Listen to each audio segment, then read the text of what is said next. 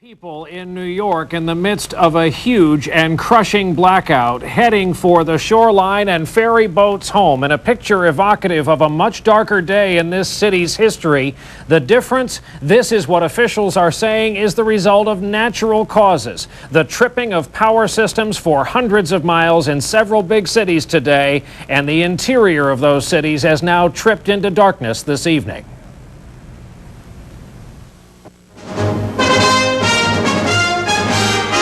From NBC News World Headquarters in New York, this is NBC Nightly News with Tom Brokaw.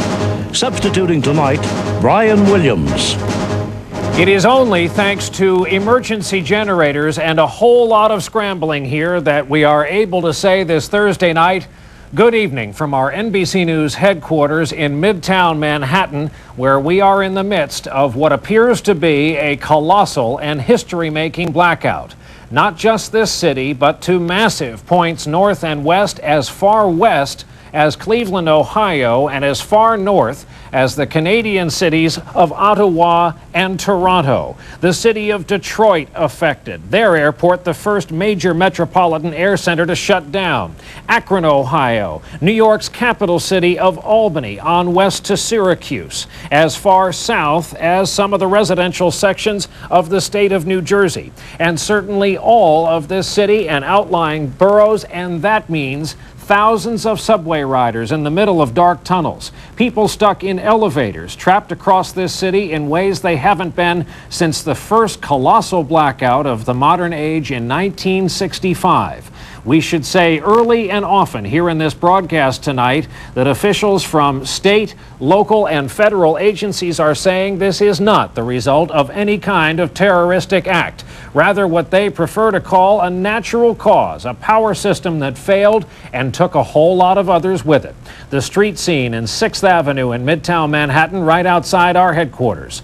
No traffic lights. 6th Avenue is left to become a pedestrian mall. Those commuters wanting to get home are crowding to the shoreline if the Hudson River is their route. Otherwise, a whole lot of hotel and motel reservations in the New York metropolitan area tonight, and all those areas affected. A look at what has happened to this massive area today. Here is NBC's Lisa Myers.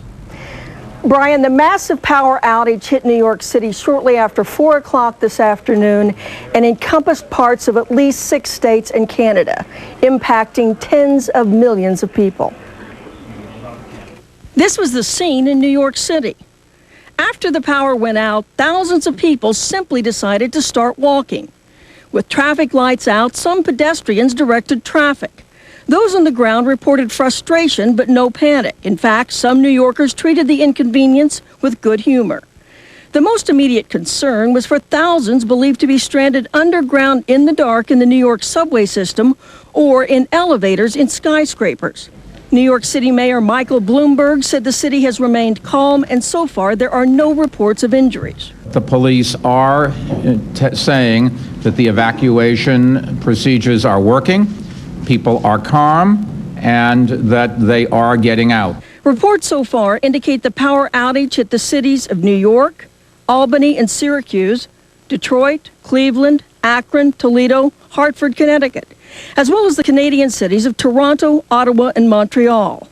There is no evidence of any terrorism whatsoever. For some reason or other, there was a power failure in northern New York or southern Canada. That cascaded down through the system and affected the power grid as far east as Connecticut, as far south as New Jersey, and as far west as Ohio. Power officials say they believe the outage was caused by the overload and subsequent failure of the Niagara-Mohawk power grid. The grid affects 84,000 miles of power lines. A short time ago, Mayor Bloomberg said the power is beginning to come back on, but that it will take a while, perhaps many hours, Brian. Lisa Myers in Washington. Thanks to Rahima Ellis, who is with us by telephone from Midtown Manhattan, where reporters all during the day have given us eyewitness accounts pretty much along the lines of Lisa Myers' report. No evident panic, a lot of people helping each other, as has always been the case when New York has been hobbled by a crisis like this. Yes, there were early fears that this was part of the new reality we were all living with and living under since September 11th.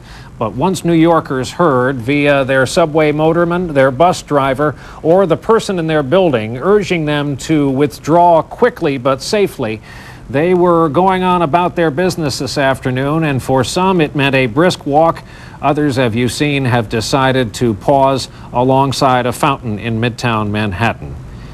Rahima Ellis, Ashley Banfield is the next correspondent we will go to as we endeavor to cover this our level best. She is at the now familiar plaza outside here at Rockefeller Plaza. Ashley, how are things out there?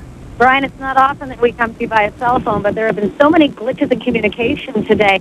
You see everybody walking down the streets, Times Square, Midtown Manhattan, everywhere, trying to make phone calls. It took us over an hour just to get one signal through. Buildings were evacuated, so clearly there were hundreds and hundreds of people on the streets. Sidewalks spilled over into the roadways. Traffic police were trying to clear people off the roads so that ambulances and cars and police cars could get through. We also know that ATM machines aren't working throughout New York, and we learned a story from two men who said they were planning to walk all the way to LaGuardia Airport because they'd heard that ATMs work at LaGuardia. We also know that there are people streaming out of Manhattan, walking across the bridges, of course, an image that was reminiscent of 9/11. But for the most part, Brian, people are really taking this in stride. We do not see anything like the panic we saw in 9/11. Most people just sort of annoyed and frustrated. Most of the shops have been closed down, especially all throughout Times Square. We spoke with one manager of an electronics and camera store who said he was very concerned about looting, brought down the steel shutter over the front of his windows. We spoke with a McDonald's manager, actually a regional operations manager, who said they were shutting the doors and staying inside, watching outside to make sure people didn't break the windows to come in. Also, Broadway shows, all canceled, lights in Times Square, all out. So lines of tourists were outside of the Broadway shows being told there'll be no show tonight. Most people milling about wondering what to do. We've apparently done a good job at keeping for a while communications with Ashley Banfield from just below our level in this building. But with the power out, we are doing our level best to get these reports from our correspondents in New York. To the West Coast we go, and correspondent George Lewis standing by in our NBC News Los Angeles bureau. George, the view from there tonight. Yeah, Brian, we feel your pain. You know, we've had power blackouts here in the West Coast a couple of years ago, caused primarily by shortages of power and some energy companies manipulating the market. Today's outage in the East appears to have been caused by equipment failures spreading throughout major portions of the eastern power grid.